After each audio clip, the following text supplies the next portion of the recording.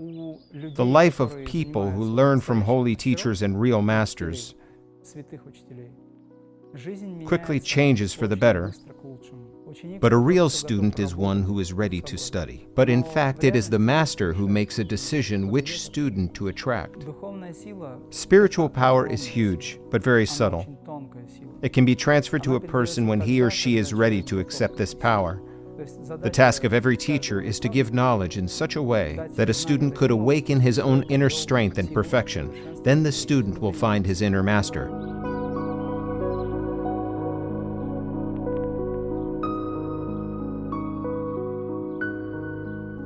Good afternoon, Master. Hello. Let's talk today about teachers or masters and their disciples, i.e., about discipleship. The first question is, how can one find a teacher or a master, and why is it necessary? This question is rather stereotyped. It has been already asked so many times. The point is that people who are seeking the Supreme, the Light, don't usually put such a question. Such questions are normally asked by people who are lacking assurance, because they are in the process of searching yet. Those who have strong determination and don't need someone's guidance do not ask such a question. The determination itself is a certain form of guidance. Self-determination is an inner state. This inner state and inner call arises as a mentor. In fact, people follow their intuition, they feel. In Russian, it is sometimes called to be in a flow, but actually the meaning of this expression is a bit different from the flow that really exists. If you are looking for a teacher, you should understand that in this search, you rest upon your own feelings. You should be sure that your sensations and feelings are pure. Therefore, you should purify yourself first. Purify your heart and your mind, and you will meet the one who you want to be your teacher.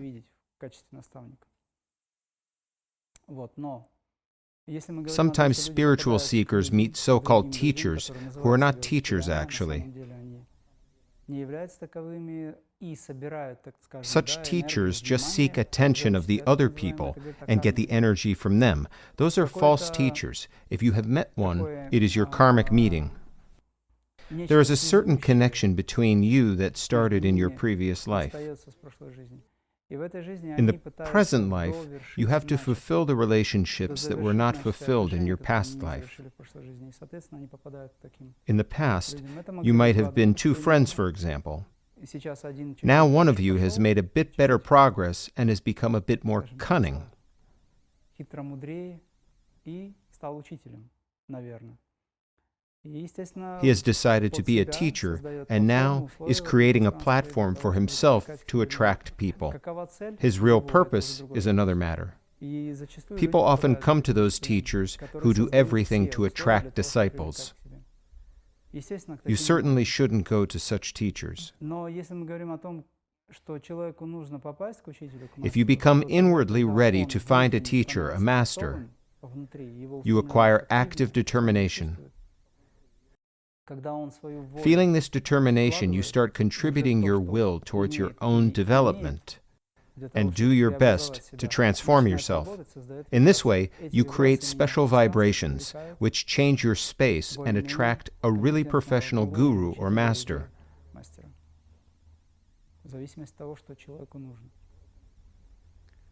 There is an expression, when the student is ready, the master appears. Do you think it is relevant? I think that when the master is ready, students appear. You can look at it either way. But in fact, it is the master who makes a decision which student to attract. Master decides who he will distance a bit for the sake of this student's self-development, and who he will bring closer a little in order to distance this student in the future. It is the question of strategy, the strategy of controlling the student's ego, personality. There are some people who immediately start making friends with a master. Then they have to recover from this friendship for a long time. Who is a master's student? What are the responsibilities of that person? Which of them can be called a good student and which is a bad one? First of all, a student is a person who is ready to study. It is not a person who is ready to be close to a master and flaunts it. The second state is also interesting, because such a student has linked himself with the master's channel and has got hooked on the master's energy. But a real student is one who is ready to study.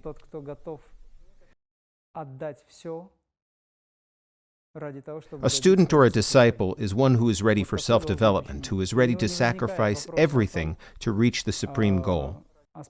He doesn't even think of bargaining with his teacher. He will never say, "I'll do this if you give me that." It is a bargain.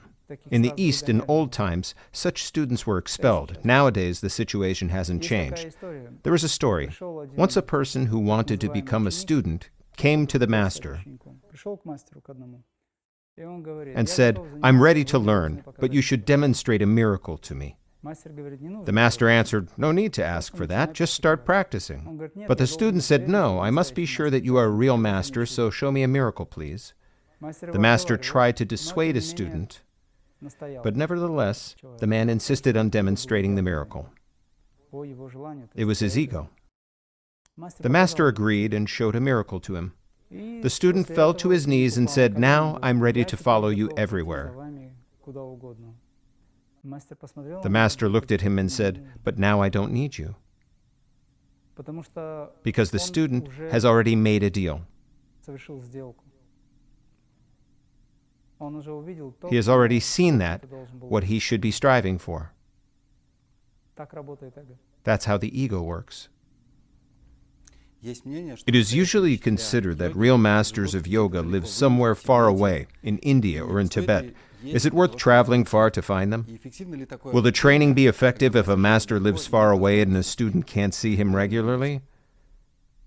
If we are talking about a real yoga, I should say that in our yoga of the high path,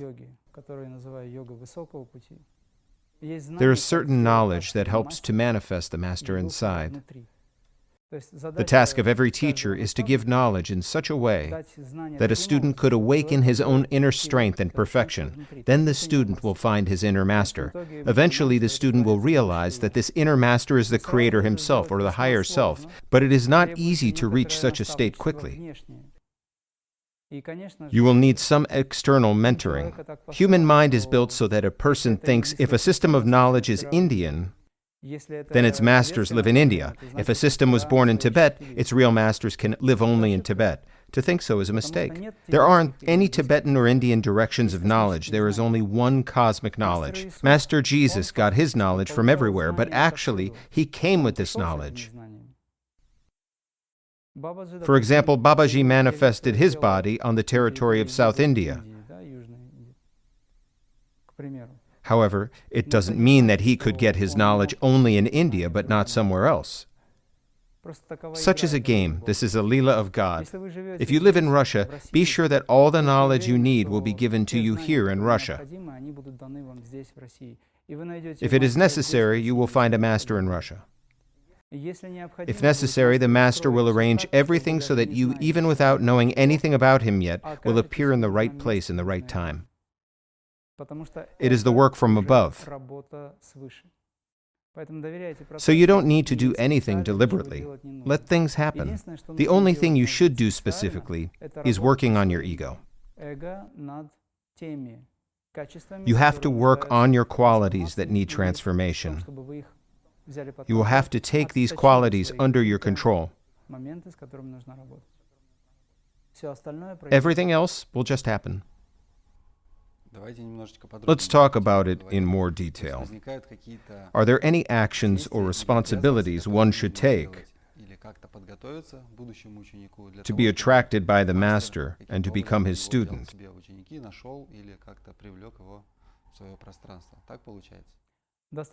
Only one thing is necessary, to be prepared to open your heart. That will be enough. When your sincerity awakens and becomes apparent and noticeable, a master appears. I have already said that a master who has become a real master goes out to meet his disciple. Do you remember how Sri Yukteswar found Yogananda? He himself went out to Yogananda. Yogananda didn't know anything about it, but he practiced sincerely. Yogananda didn't even get an initiation from Yukteswar. He got it from another person. Then, while practicing, he gained confidence in his spiritual path and met his master. To put it more precisely, the master met him. Is it possible to learn from several masters at the same time, studying within a few different systems of knowledge simultaneously? You can learn from a few different masters at the same time. In fact, it is only one master who transmits knowledge through several other masters. This real master stands much higher. The real master is the higher self. Your higher self arranges everything so that you might meet a few teachers on your spiritual path. Mahavatar Babaji got an initiation into Dhyan Kriya from Bogarnath.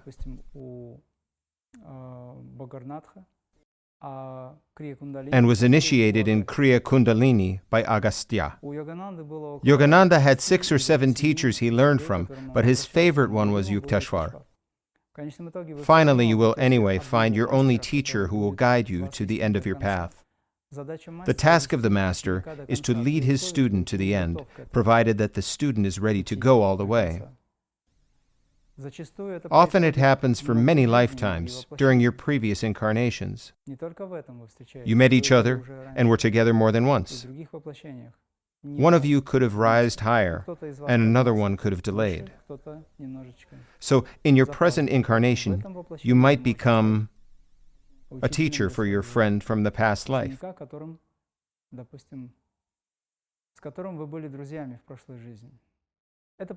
provided that you are a real master.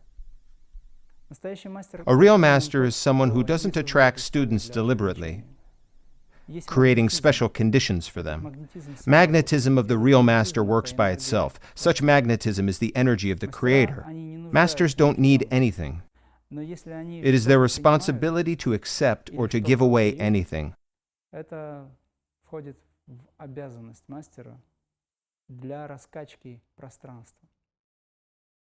space around the master should work so that the master's energy could run. In order for a turbine to work, there must be a rotor and a stator. Besides, there should be a flow of energy that triggers this mechanism. Only then we can get a result. The work of the master is similar. As far as teacher-disciple relationships are concerned, it is important to remember that a disciple should refer to his teacher as to God. The disciple must be absolutely ready for self-sacrifice. He must, that is exactly must, because it is his dharma, his study. In the modern world, it is called sectarianism. People say that's not good, teachers abuse their position. People who say so have a very bad experience. Real teachers never take advantage. They give away everything. For example, Satya Sai Baba never took anything. He hardly ever touched money with his hands. However, you can see how much he managed to do in this world. Look how the world has changed. I don't mean any specific details, I mean general changes. 100 million people acquired knowledge. Lots of people got salvation. His life was full dedication and selflessness. That's why he says, love all, serve all.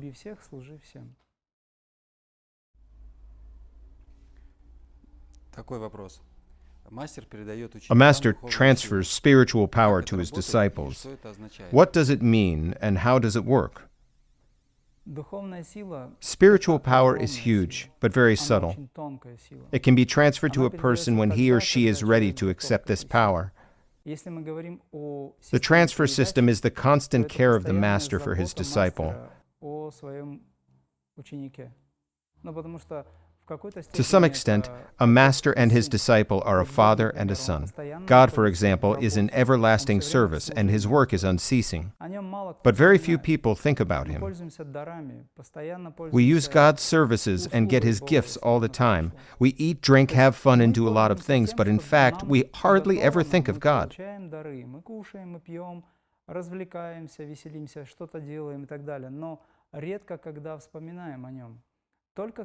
We remember about him only when things start going badly. That's why Sai Baba said, "I love your tears because they are absolutely sincere." You remember about God only when you really feel bad. Then you start crying, calling for God, and even begging. Finally, this process brings you closer to God. Even if it doesn't happen, the Creator constantly looks after His creation. He is always present in it, maintaining its life. A real master does the same, but he does it at his own level, according to his power and abilities. The life of people who learn from holy teachers and real masters quickly changes for the better. Change for the better doesn't mean become more comfortable. There's a saying, give one everything he wants and you will destroy him.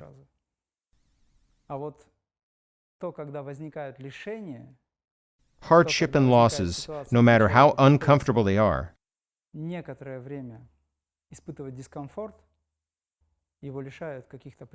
lead to awakening of your life force, because they deprive you of your old habits. Reasonable or dosed asceticism is necessary for a person to develop.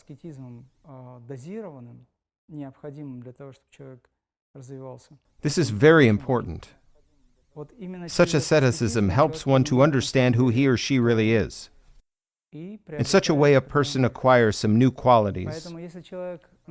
So, if you live in comfort, you will degrade. People have been suffering from osteochondrosis since sofas appeared. This is just a figurative example.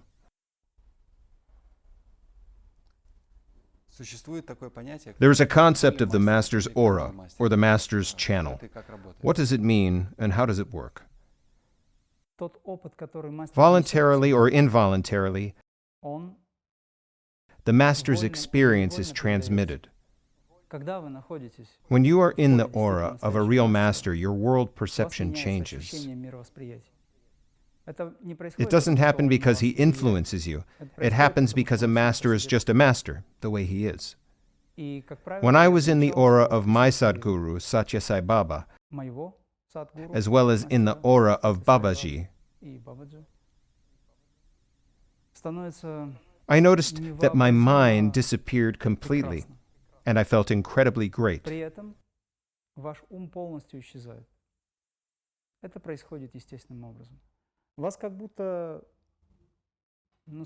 It happened naturally, as if some force transformed me. That force overwhelmed and shook me. You can say that it turns you out. It did something that was impossible to describe in any way. That state was extremely interesting. This aura is simply a result of a magnetic spiritual force which exists by itself. These are very high frequencies and extremely subtle radiations, but these forces are much more powerful than the ordinary ones. What is the Master's aura like? This aura is characterized by the presence of the Holy Spirit. I'm saying it as it is now. Spiritual practice of the Master did help him to raise his consciousness very high.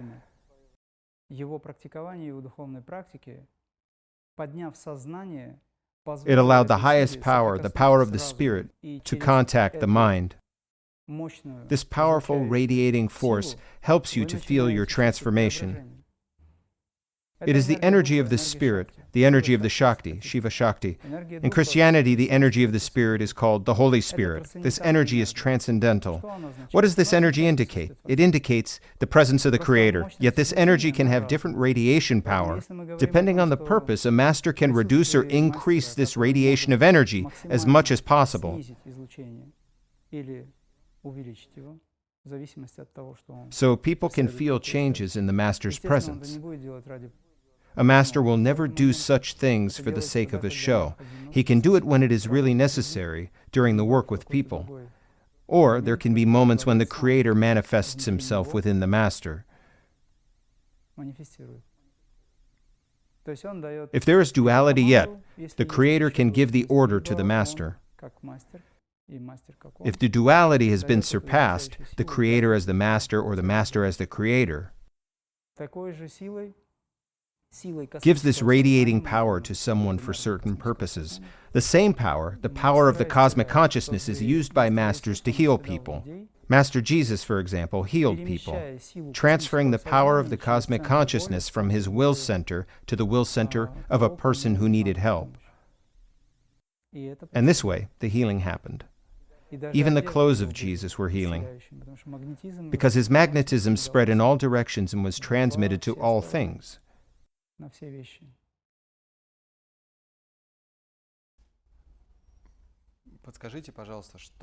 Tell us, please, what should our viewers do if they have a desire to meet a master and are ready for that? They want to get an initiation in spiritual power from the master and are ready to start practicing the method the master will offer them.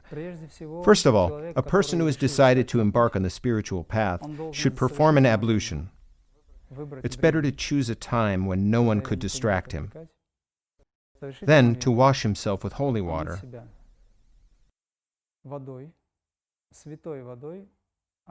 You can get holy water while taking a shower and praying at the same time, or reciting a mantra. In fact, we are water ourselves, but nevertheless we should use prayers and mantras to turn the water that descends on us in the shower room into holy water. Besides, it is good for health. As soon as you performed an ablution, light a candle to set a special entourage. It is important to tune in, though basically it does not matter. You can also put in front of you any image that is close to the Creator and close to you. Let it be, for example, a master you want to learn from.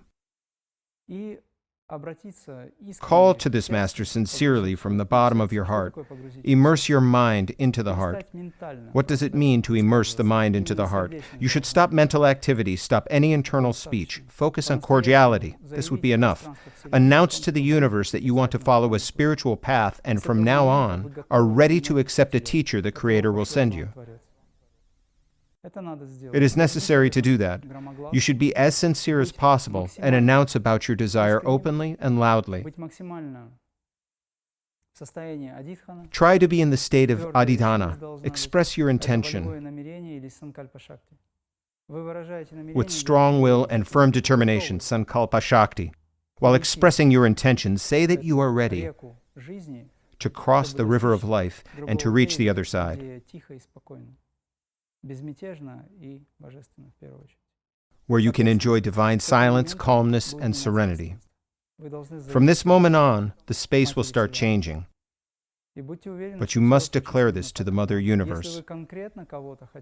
Be sure that everything will happen exactly in the way it is supposed to. You might want to have a specific person as your master, but don't have the opportunity to meet him physically and become his disciple. By the way, there is always a possibility. If one says, I can't do it because I don't have an opportunity, I don't have the money, I don't have this, I don't have that, it only shows that this person doesn't really feel like doing that. In this situation, the space of the universe can't work. But sometimes one really wants to do something and doesn't even think about money and other opportunities. He wants to because he is really ready. In this case, a miracle happens. Money and other opportunities appear. I've experienced this many times. You should declare this to the universe, and it will come true. Still, there are people who are searching for their spiritual path yet. They are very sincere and their desire is great. They go back and forth, but nothing happens. It means that their time has not come yet, and their master is going to meet them. They should just be patient and wait a little. You have been away from God for many incarnations. Therefore, you can't demand that your desires come true right away. Or your sincerity must be so great that it could compensate all your past incarnations of God-free life. Do you understand what I'm talking about? Sincerity is necessary. Then everything will happen. God doesn't punish anyone. The Creator has never punished anyone. Basically, people punish themselves by their wrong existence. These are people who punish themselves by their wrong actions, wrong thoughts, and wrong breath. первую очередь неправильно мыслим, да и неправильно дышим тоже. Это создает It определенный creates certain emanations. Спасибо, мастер. Thank you, Master.